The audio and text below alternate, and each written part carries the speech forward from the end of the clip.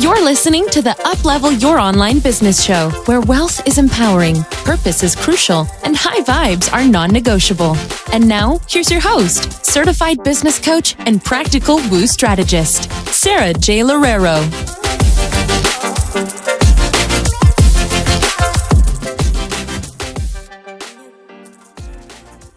All right, everyone, welcome back to another episode of the Uplevel Your Online Business podcast. I am so excited to have Marley Majcher here. Marley is the CEO of Party Goddess. It's a nationally acclaimed full-service event planning and catering company. I'm so excited about this. From understated elegance to rockstar fabulous, Majcher is known for creating the most talked about parties of the year for a client list ranging from top-tier businesses to A-list celebrities such as Snoop Dogg, Sofia Vergara, and Britney Spears. I feel like this is going to be a really fun episode. Thank you so much for being here, Marley. Well, thank you for having me. And I know it's going to be a fun episode. How about that? Yes. Okay. I love even the energy of your room, and the energy of your business really tells the story. And I'm excited. Well, it's funny you say that, because it is, which is kind of, goes right into this whole podcast thing about the energy of, and you can start telling your story or telling your brand story and connecting with people like in 1 second, whether it's like me with my yellow background, just because I get bored with just seeing myself, like, doing the random, hi, I have books in the background. Like everybody can do that, like, oh, I read, like actually paper books. And so all those things kind of, speak to it. And when we were sort of getting set up, we were even talking about like, how close being to the camera. And I was like, oh yeah. And then my hands like start moving around as much as I try to just, sit on them, but good or bad, that's all part of the brand that people sign up for. Yeah. And it's a part of you, like even your nails. For anyone who watched the video, she has beautiful, it's amazing. For anyone who's very funny you say that, because I highlight the fact that they're so short but it keeps me from chewing them. So, and then happy to look at them. That's the only way I'm happy to look at them, because they're so short. But anyway. And they're multicolored. They're beautiful, right? So tell us a little bit more about how you became the Party Goddess and the Profit Goddess. Let's start there. Okay, so it's a long story, but I will try to keep it as short and non-dramatic as possible, because it, could be a tearjerker. So net, I grew up in Pasadena, California, which is, home of the Rose Bowl and the Rose Parade. And I've lived here my whole life, except when I went away to college and I went and I got my business degree at Georgetown, and which is awesome, because you think, okay, this is great. This is going to set me up for whatever business I'm going to, start. And I got into the restaurant business, started a catering company, all kinds of like, drama within that component. But at one point I had this very bad skiing accident, and my dad was like, listen, we keep getting offers to partner up for the restaurant. You love the events. Why don't you just do the events? Well, at the time I was going through a divorce. It was like a really, really low point in my life, actually. And I was like, whatever, fine. And here I'd had the skiing accident and on and on. And so I just was like, what's the one name that I can call my company that's really going to say what I do, and is kind of like just showing the world, like, I don't care. Like I couldn't go any lower kind of thing. Mm-hmm. So I was thinking of them, and I was like, the Party Goddess. And then I was like, oh my God, that is so not me at the moment. But I remember going to my first industry event, and in LA, which is one of the most competitive markets, LA and New York, mm-hmm. And a friend brought me, and I was so nervous, and they introduced me, and they're like, oh, and she's starting this new company called the Party Goddess. And I remember some very seasoned people in this industry were like, the Party Goddess, like, and like, what events have you done? And I was kind of like, thinking to myself, like, none, but you know what? I'm going to come after you one day. And I was like, these days I go, I kind of did eat them for lunch. But anyway, so I started the Party Goddess. But part of the reason I got out of the restaurant business and, into event planning and kind of took on this new thing was because I struggled in the restaurant business. I was so focused on my sales, and I was so focused on my goal of hitting $1 million in sales, which I did my first year, 22 years old, which is great. But right. When you spend more than you sell, you have a problem. And what I found was it was like I would just keep chasing like different revenue streams, or if I just got more sales, then my profit margin would be better. And that's not the case. And so I thought, okay, I had the 100 employees with the restaurant. I had, all this overhead. And I thought, if I start something that doesn't have that, then, right, I'm going to have a whole new business model. But wherever you go, that's where you are. And if you don't clean up something from the past, and in my case, it was really being able to nail my numbers. But I have very bad ADHD at that time, was undiagnosed. And I had, even though I went to business school, I always had to do things with like colors, or I always had to learn things, numbers and everything. Like I'm a whiz with numbers now, but I had to learn things in a different way because I just could not process things the way other people did. And so when I really stepped back and knew I needed to nail my numbers with events, I would, I had all these books and I had all this stuff, and I just couldn't come up with like, yeah, I knew how to run a profit and loss statement, but it seemed like I should be making so much more money than I was. And I was like, but then where's the money? Like if I just did this event for $10,000 and supposedly, okay, I have my staff costs and I have this and I have that, like I should have $3,000 in my pocket. Like, where is it? And one night I was at dinner with my parents, and my dad was like, I was like, oh, and then we have this client. And, he wouldn't know Britney Spears at a party of one. And he was like, okay, whatever, but are you making any money? And that was like my big watershed moment, because like the tears just went up to my eyeballs. And, a lot of us have had that moment where the tears are about to just spill over and you're saying, please don't right now, please don't, because you're never going to stop crying. Yeah. And I held the tears back, but I just thought, freaking A, this is the last time I'm going to have this conversation about, he's like, well, how much is in your bank account? How much is in your, and I was like, well, and he's like, Marley, it's not complicated. And I was like, but it is so complicated for me. Like, why is it so complicated for me? So that's a long way of saying at that moment, I committed to, I am going to find a way to make my numbers easy, to figure out, and I did. I created my own little system based on A, B, C, and D expenses, put it together. And then I wanted to attend my industry convention, and to get a free pass, you had to teach class. So I was like, oh, cool. I'll teach class on my little rinky-dink number thing. And then I'll be out and have to go have a cocktail. Interesting. Well, it was standing room only. And they were in the hallway and they're asking me questions. And I was like, did you not hear the part of this that like how I got started? Like, because I am not the numbers girl. Like, you do not want to be asking me the numbers questions. And it was so revealing and kind of sad. It was almost all women, which is typical in a lot of very creative industries. And they said, yeah. And I was like, I'm not the one to ask questions. And they're like, but you're the only one that's answering our questions. And I was like, how sad is that? Like, what do you mean I'm the only one? Because pricing and money and finance, it's like such a dirty little, like, you're not supposed to talk about your margins. Like if you're making too much money, gosh, that's horrible. Or if you're not making enough for what the neighbor's making or the influencer, you feel like, I'm ashamed. I should be doing better. And I just was like, I just want to open that conversation. I mean, it's going to show that I'm even lamer than they thought I was, but whatever, I don't care. I just need to come clean. And then the net was they wanted more and I didn't have more. So I was like, fine, I wrote this book called, But Are You Making Any Money? And which really just detailed my rinky-dink system. And then it was kind of off to the presses, because what happened was I realized I did resonate with women. And while I had been so feeling like the dumbest girl in the room, always at Georgetown, and these very, very smart people, because, here I had to learn everything with colors and all these dumb things. At the end of the day, I really found an audience who was like raising their hand going, oh my gosh, I'm not the only one. And that is a great space to be in. Yeah. I think that's so powerful. The minute that you just talked about, well, no one else is telling us these things, right? One, no one else is telling us these things. And also, two, I would argue that maybe they've heard other people saying those things before, but they weren't coming from someone like you, who's also someone like them.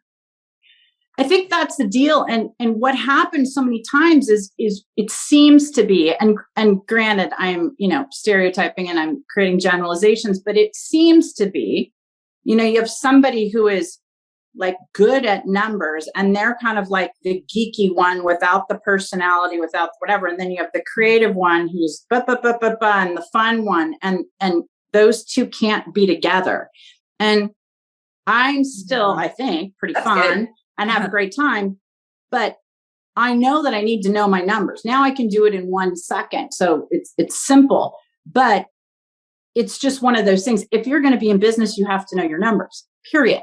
I'm not saying you spend your whole life on it. I'm not saying you can't have a fabulous blog and do all the great creative stuff you want to do and have a great brand. But you got to know your numbers, period. And I love how it just kind of fell in your lap.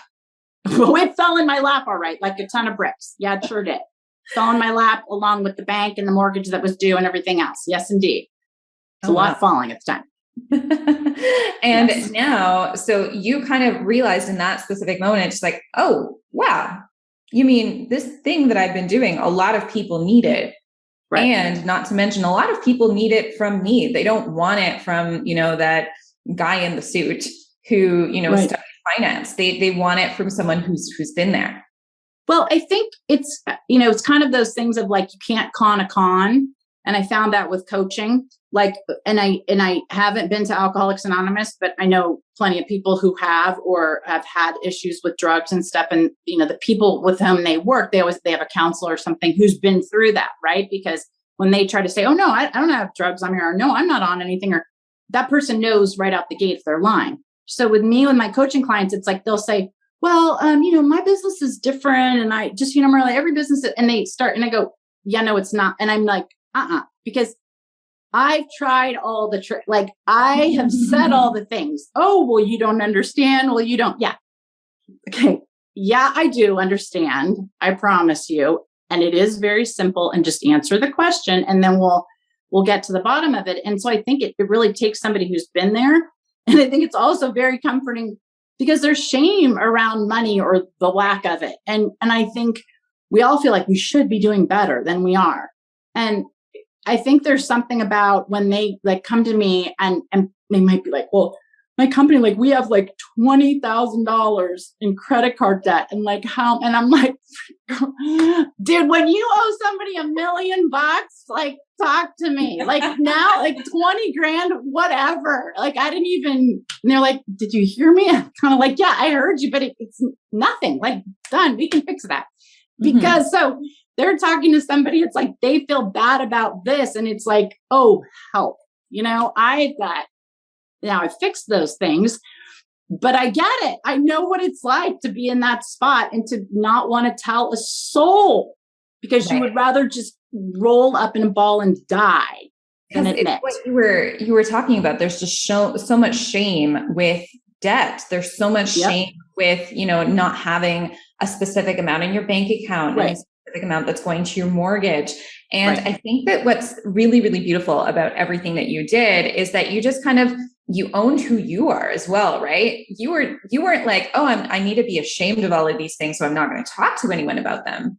You went out there and you were vulnerable. Do you want to talk a little bit more about, what it took for you to get to that point versus, all of your clients who still feel so ashamed of talking about those things? Well, yeah. How much time do you have? So what it took is, that's why I said, this is a very long, dramatic story. I mean, when I was 19 at Georgetown, I interviewed this chef for a class. I decided I needed to marry him. He was 20 years older than I was. Here, I've got to convince my parents I'm going to marry. This guy is 20 years older. Meanwhile, I've never even had a boyfriend. Come back, marry the guy. We get into the restaurant business together. He's running the back of the house. I'm running the front. It's, so hard because here I'm so young. He's so much older and more experienced. I'm focused on the sales. I miss the profit component. I'm dependent on him for the numbers in the kitchen and stuff. We have, I don't know about you, but, financial issues are never particularly great in the romance department. So yours truly decides that the best way to fix that is to get pregnant. So now I have financial problems and I get pregnant. I have a 1-year-old. 1-year-old is, now like growing up in front of the cappuccino machine, because if he was crying, you wouldn't hear it so much. I mean, this was a strategy. So I really, how I got there was because I just kept falling and falling and falling and sinking lower. And whereas most people would have raised their hand, I'm just so stubborn that, and like my ego at the time was so big that I was just like, I am not going to fail. Like, I am not going to get out of this restaurant. And it took, as I say, like a bad skiing accident. Then I ended up getting divorced. We partnered up for the restaurant, which was, turned out to be the greatest business decision we ever made. But at the time, you don't know that. So I was literally at my lowest point. So when I say it's a joke that I named my company The Party Goddess, like, you have no idea it's a joke. Like, the newspaper ran an article, because I had won Entrepreneur of the Year, ran an article, follow-up, that I was a fraud. I was like, what? And it was like, I couldn't, like, how do you sink any lower? And I just had to, and I just was like, that's not right. And like, I corrected all these points, of course, in the article. And then I was like, oh yeah, okay, she's right. But you have to just, at some point, I think, hit rock bottom. And my rock bottom was probably subterranean 2 levels or 5 levels before where anybody else would raise the flag. But I was stubborn. But then when I hit rock bottom, man, I was like, and I was out. And so I had no choice but to really turn things around, or just start snorting crack. I don't know what else to say. I mean, that's the only thing I could have done. And so you were at a point where you had gone through so much that it was, was there any type of breaking point for you where you were just like, okay, there's nothing else to lose. Now I can just share my story with other people? Or was there like a time where you felt like, I'm too ashamed to tell anyone about any of this still? Oh, I mean, we're glossing over things and we're acting like I hit rock bottom. And then I was like, bing, I'm going to turn this around and make it a part. Right. No. That bottom was, I was bouncing on the bottom, right, struggling, miserable, crying every day I felt so guilty because here I'd gotten my parents involved in this whole thing with the restaurant. And here I was the one that said, listen, I got to get married, all these things. I mean, I brought a lot of people in on this journey. And I felt so guilty. And it was my mom at one point, because I was literally, I'm like, I'm so sorry. And she just said, Marley, you gotta get over this. Like, you got to get past this. And I finally went to see this doctor, and I was just like, I feel so, kind of like what we're talking about. Like, I feel so horrible. Like, how could I have done this? And I think he kind of was like exploring it more like, did you abuse children? Did you have a DUI and kill somebody? Like, did you, because I was such a mess over this small thing. Now, getting divorced and having a young child, I'm not minimizing how traumatic that was, but I was so racked with guilt that I really needed help getting out of that, even seeing myself as like a worthy person. Because remember, the newspaper just said I wasn't worthy. And so I was like, oh, okay, well, I really must not be. And it was just this very dark inner journey for quite a while, where I had to just say, you know what, I can do this, and I'm going to prove them wrong. And I'm going to have to quietly do it, because everybody's going to be like, oh yeah, right. I mean, sure she is. And so that's why I did it all in the background. I mean, I just read every book I could get my hands on business and on cost of goods sold. And I was like, where's the secret here? Like, what have I been missing that is the secret to, to my profit? And I kept digging and digging and digging. And then, of course, by the time I emerged, it was like, haha, I have an answer. But it was not a fun experience, and it lasted a while.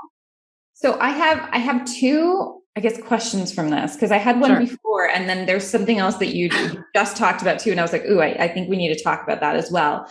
But I guess the first one isn't really a question. It's more of a comment, because so often we romanticize this whole idea of breaking down and building ourselves back up. And like, yes, I'm going to, come out on top, but it's messy. I was just talking to a client about that a few weeks ago. Like, it's shedding tears. It's sometimes it feels like you're not going to get out of it. Let me tell you, I'll just cut to the chase right now.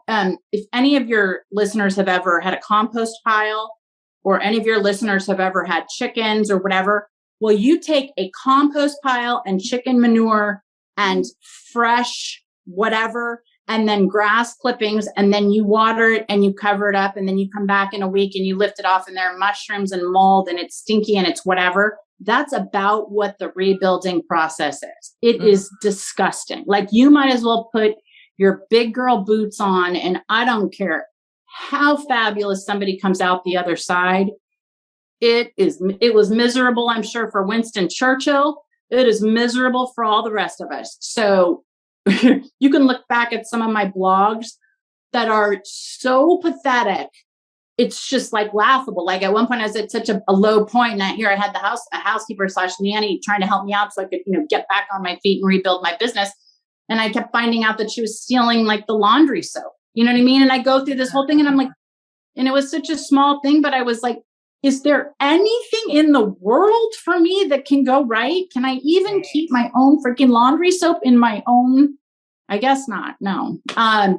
So no, it's ugly and it's nasty, and it is not for the faint of heart. And if you can pull yourself up by the bootstraps, God bless, because as soon as I hear that somebody has done that, I'm like, oh, that person's got grit. And a lot of people these days don't have grit because it is hard, period. Absolutely. Absolutely. I think that even for myself, I quit my 9-to-5 in Toronto, Canada. I moved to Nicaragua. I'm not from here. My husband is from here. My family is Portuguese Canadian. So like even all of that was its own, crap storm of trying to convince myself that I really wanted to do this for me, and not trying to convince myself that I needed to stay too. Right. A lot of things there, but every time that anyone hears my story, even, it's just like, oh, you live such a beautiful life. Like, how did you do this? You're location independent. There's this freedom. And I always try to say that point before this happened,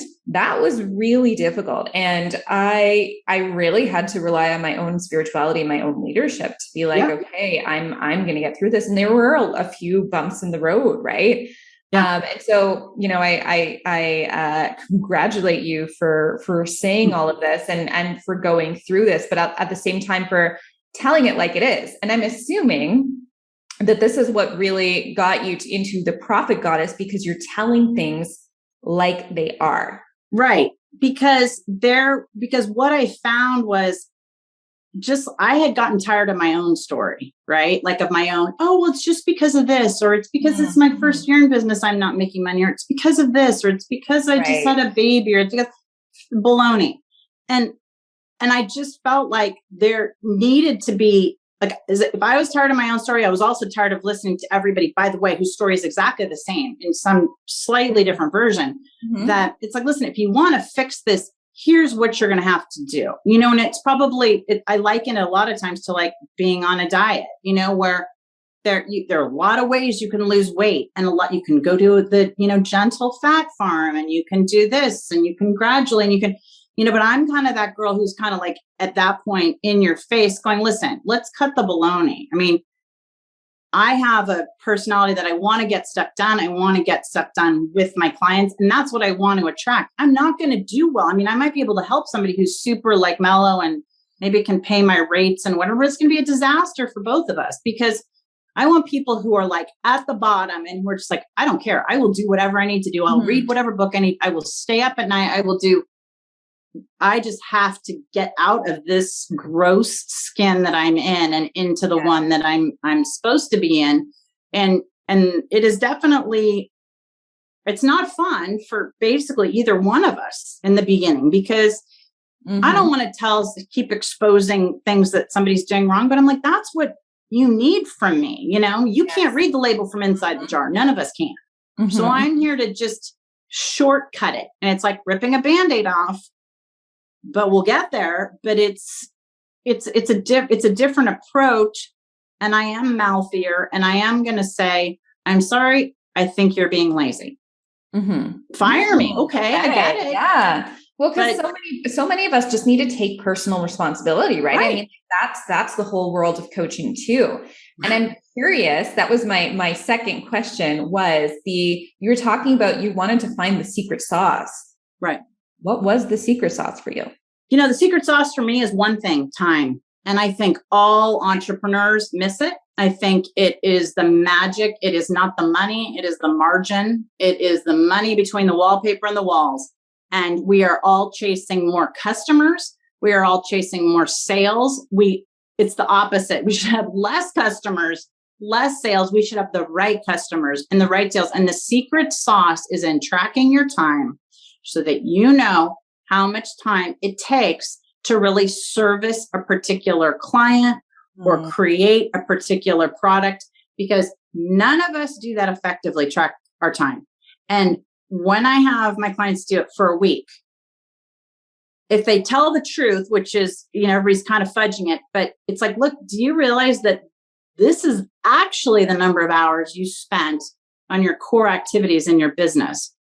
Yeah. And when they realize that, and I'm like, I'm not saying you weren't working. Yes, you did work on things, but they weren't the right things. And that's where you're going off track. And so the secret sauce that I identify is, where are they spending their time on what activities are kind of down here on the bottom, and where do they need to spend their time? And when you flip that, right, when you say, okay, cut out 6 hours of blah, blah, blah, blah, blah that you're doing each week and spend 6 hours reaching out to your customers. I don't care if it's via text, if it's via videos on Instagram, but really doing those key activities. And oh, by the way, not just saying that those are the key activities, having evidence that those are the key activities. Like when I do an Instagram story, I get, I'm making this up, 2 leads for my business, like trackable items. And it's a very different story, but that's the secret sauce. The secret sauce is time and where you're spending it. I love it. Money. I love it. And that to me really translates into discipline. Being disciplined with your time. And I think for so many of us, it's just like, especially creatives, we're in this place where like, well, no, I want to experiment with this and I want to do what feels good here and what feels good here. And I think a lot of the coaching industry even really, really emphasizes that. And while that's great, and I think that there needs to be a balance of both, if you don't have the discipline part, that's where you get into the cycle then, right? And it was probably the cycle that you were in terms of, okay, well, I'm not focusing on the right things. So if I'm not focusing on the right things, all of a sudden my time is spent. Oh my goodness, I don't have enough money coming in. Now I have to chase more clients. And so it's like on this cycle. And it's this hamster wheel. And we all do it. And here's the other thing is, as good at it as tracking my time and knowing where I spend and all this stuff, I mean, we all get off track, right? Yeah. You take your hand off the steering wheel of a car, or, that's why texting and driving is so bad. You take your eyes off the road for a second, you are off in a ditch or worse. It's the same thing with our businesses. Sure, we can afford to do that a bit, right? But when we start going, wait a minute, my numbers this isn't going in the right direction. Like, what's up here? Then if you don't bring it back and just go back to the core principles, like the basics, like, okay, where am I spending my time? What can I cut? And you'll turn it around, but you have to have the discipline to recognize that. And I am staunch on that. There are just certain things you have to do, and I don't really care if you want to do them or not. Sorry. We're There's just no difference. You got to do it. Exactly. It's just like brushing your teeth. I don't know anybody who loves to brush their teeth, but you got to do it. And these are so I call these the income generating activities, right? And I could talk a storm about how so many of the people who come into my community are like, but I got the nice, pretty website, and they want to focus on all of these like back end activities. And then that's when we're like, okay, the reason why you don't have time and you're not making money is because you're not focusing on the things that are actually getting you clients. And most of the time we don't focus on the things that actually get us clients because one, it's really scary, right? Like reaching out to people, fostering those relationships. It's that whole fear of rejection, right? So it's like if I tweak my website, no one's going to reject me. But if I go out there and I start creating conversations with like my community, someone might say no to me, and then that's going to be a blow to my ego, right? And I think another thing is also avoidance. A lot of avoidance of like, I don't want to admit to what's really going on here. Well, and also avoidance of, I don't know where to start, so I'm not going to. I mean, it just feels to me like whenever I start, even when I start new projects, like it's like this amorphous fog that nothing's really in focus, and you don't know where to like get leverage, like climbing a rock. You don't know where to start. Like if you knew where to just tackle this monster, it would be better. And I think that's the benefit of, having somebody else kind of guide you, going, okay, let's just start here. Because the person who's guiding you is not emotional about it. They don't have the whole story and, well, I need these customers because of this. And they don't care about that, right? They get to what are the income generating activities. Yeah. And you certainly don't have to do those 100% of the time, because obviously if you did, you wouldn't be able to produce any of the product or service.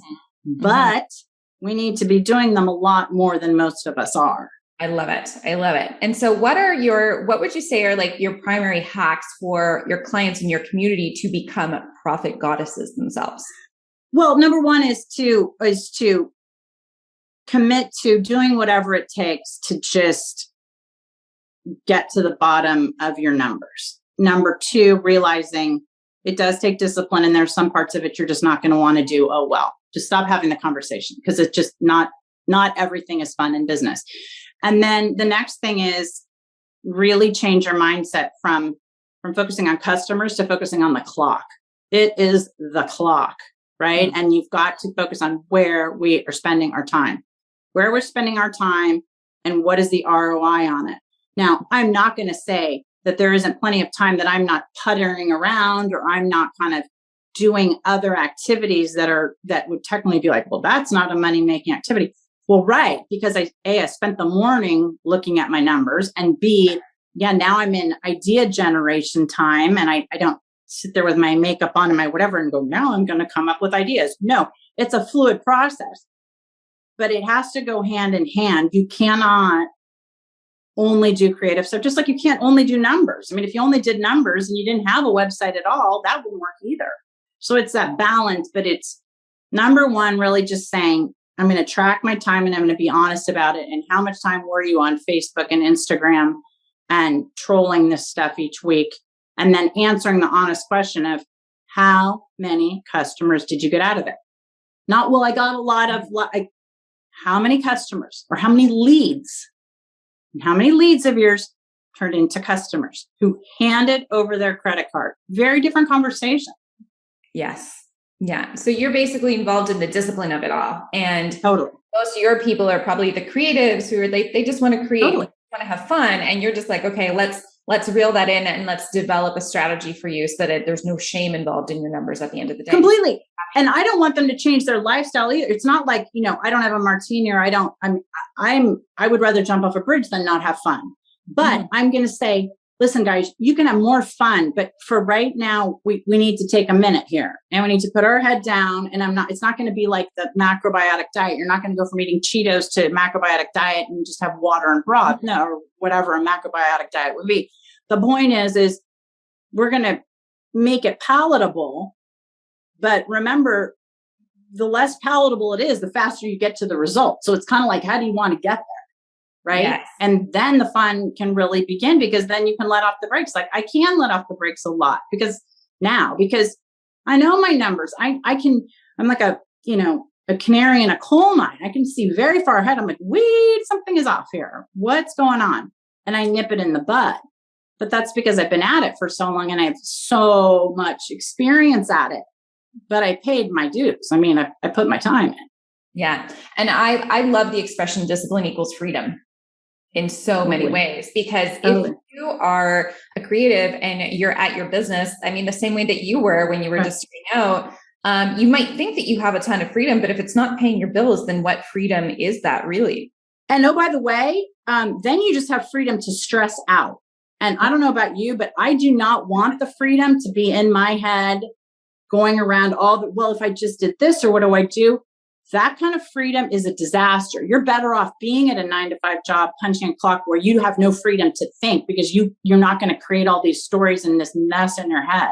And to me, when I don't do the key things that I need to do, I don't want that freedom. It's like having too much sugar for too many days in a row, or we can all have Thanksgiving, right? But then it's kind of like after the next day and the next day and the next day, or after the holidays, you're just like, it's just much. Abort mission. It's too much. So you have to come, as they say, come back to the basics. And when you do that, I find when you do it early on, then you can have fun because you're like, check the box. I did my workout, ate my good breakfast.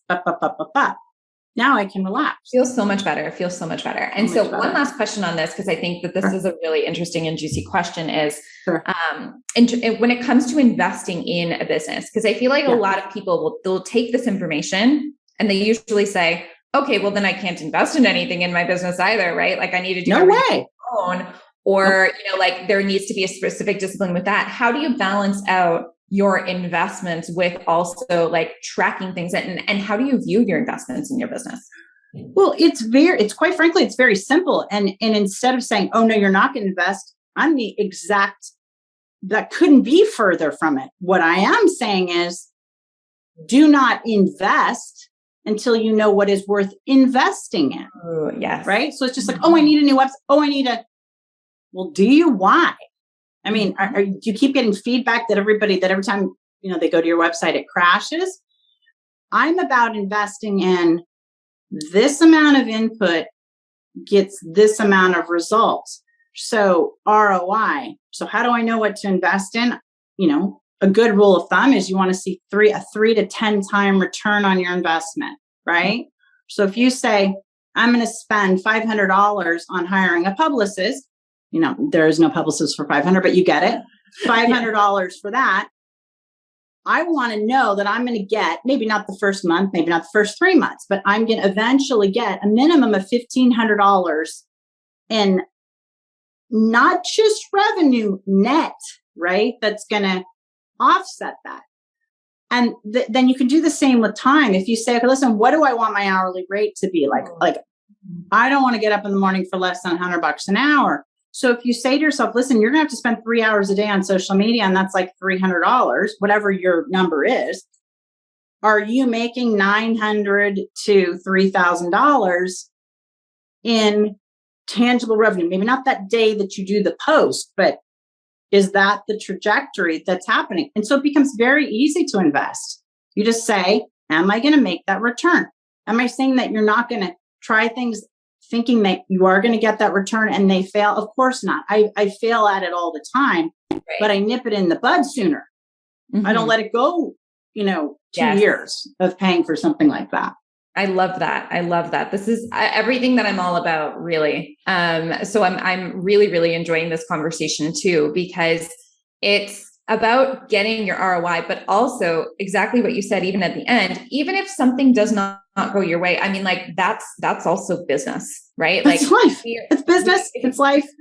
Exactly. Like there's always going to be investments that we do that we think, okay, this is going to be a really, really great ROI. And it doesn't happen to be, but it's like you said, the sooner that we come to terms with that and the sooner that we actually go in and see it, sometimes it's kind of like me with my team. I think that they're doing something. And in the past, I probably would have, avoided and been like, no, they're doing their job. But if I go in and because I'm not a micromanager, I need to become more of one. Yeah. And so as soon as I go in and I see that they're not doing something, I'm like, oh, well, at least I caught it now. Right. Then catching it 3 or 4 months from now where I'm still paying this person the exact same and I'm not seeing the output. So it's about investing, but it's also about a part of the budgeting is also budgeting for these things that aren't going to go your way. Right. And coming to terms with, I think that we need to become really incredible leaders and managers ourselves. And we just have to, yes. And then the idea is just to create these systems in the background so they become, you don't even have to think about them, right? I don't think about now how I lead, now I look at my numbers because it's so ingrained. It's like, it is like brushing my teeth. It's just, I can just spot it. But we just have to train ourselves so that we can spot it so that then you don't have to think about it. And then you don't have to have that energy going to that. And your energy can go into these creative things. I mean, my creativity in the last probably even 6 months has skyrocketed. Kind of weird considering the last 6 months I've had, but I think it's because I'm very focused and I am very clear on what it is I want, what it is I want to do, how I want to spend my time, how much money I want to make. And I factor that into the equation. And I might really love something, but if it's not bringing in the revenue that I need to keep this whole thing and my kids in school and everything spinning, well, I might have to put that aside for a bit. And I'm willing to do that to keep it all spinning. And then later say, guess what? I'm happy not making money at something. It doesn't matter to me if you make money. I don't care. But you need to know how much you're making. And if you're good and you're not worried, great. It's just the worry factor that kills us. It's discipline is freedom. I feel like we can just kind of end that there. End on that. That's one of the best things that I feel like I'm taking out of your entire story. So yes. Where can our people find you, and what are you currently up to? Oh, that's a very loaded question. You don't want to ask that at the end. I'm currently up to this whole little agriculture project that I'm involved in, and like that takes sheep wool and sustainability to a whole other very weird level, but that's a whole other story. But for Instagram, for business stuff, you can find us at The Profit Goddess. And then for people who are listening to this, if you want to take like this free little mini course that I put together, kind of on basically what we're talking about, but that just helps you drill down super short snippets, you can just go to mini.theprofitgoddess.com. So mini.theprofitgoddess.com and sign up totally free. And it'll kind of walk you through some of these exercises so that you go, oh, okay. Like it'll make a little clearer what we're just kind of touching on. Because right now it's kind of like drive-by coaching. You know, it's a little bit hard. You can go, oh, that made sense, but I want more. Yeah, that can be there. For sure. Perfect. So we will place that in the show notes as well. Thanks. Thank you so much, Marley. This has been great. You're welcome. Thanks for having me. It was fun. Thanks for listening to the Uplevel Your Online Business Show. If you enjoy our show and would like the show notes and free goodies about how to grow your online coaching business, head over to sarahjlorero.com for more information. We hope you'll tune in next time.